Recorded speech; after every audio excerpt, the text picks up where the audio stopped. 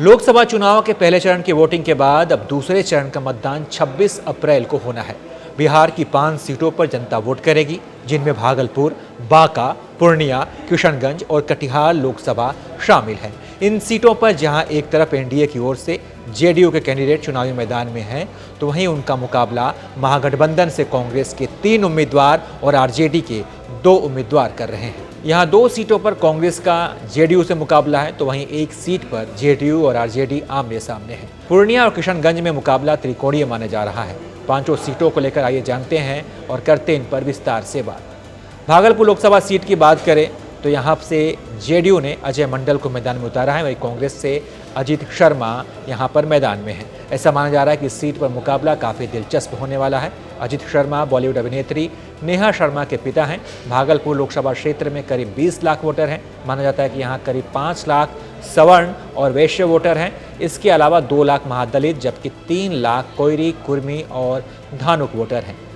वहीं इस सीट पर करीब 4.5 लाख मुस्लिम और 3 लाख यादव वोटर हैं। वोटों के इसी समीकरण में कांग्रेस के हाथ से ये सीट निकलने के बाद इस सीट पर जनता दल, कम्युनिस्ट पार्टी, भाजपा और जेडीयू हर किसी को यहाँ पर जीत मिल चुकी है।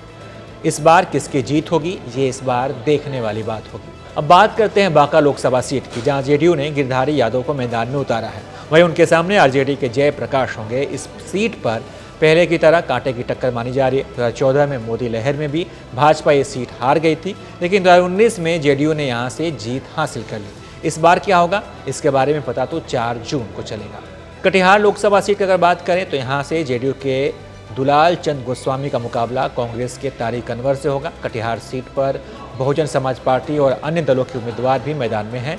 यहाँ पर मुस्लिम वोट निर्णायक भूमिका निभाते हैं। कटिहार लोकसभा सीट के जातीय समीकरण की अगर बात करें तो यहाँ पर मुस्लिम मतदाताओं की संख्या ज़्यादा है। 2019 के लोकसभा चुनाव के परिणाम के अनुसार यहाँ 41% मुस्लिम वोटर हैं, 11% वोटर यादव हैं, 8% सामान्य वोटर हैं। तारिक अनवर का ये गढ़ भी है।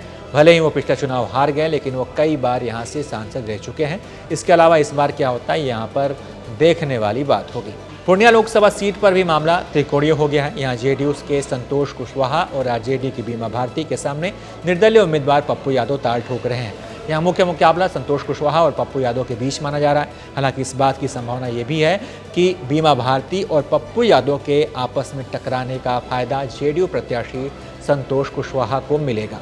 खैर, जीत किसकी होगी इसका पता 4 जून को चलेगा। अगर बात किशनगंज लोकसभा सीट की करें तो यहाँ पर भी दूसरे चरण में मतदान होना है और यहाँ पर भी मुकाबला त्रिकोणीय है। यहाँ कांग्रेस के मोहम्मद जावेद का मुकाबला जेडीयू के मुजाहिद आलम और एमआईएम के उम्मीदवार अख्तरुल ईमान से होना है। यहाँ भी ये मुकाबला काफ़ी दिलचस्प होने जा रहा है। यहाँ भी मुस्लिम मतदाता अहम भूमिका निभाते हैं, इसलिए सभी पार्टियों ने यहाँ से मुस्लिम उम्मीदवार उतारे हैं। किशनगंज लोकसभा सीट में 68% मुस्लिम मतदाता हैं और 32% हिंदू मतदाता हैं।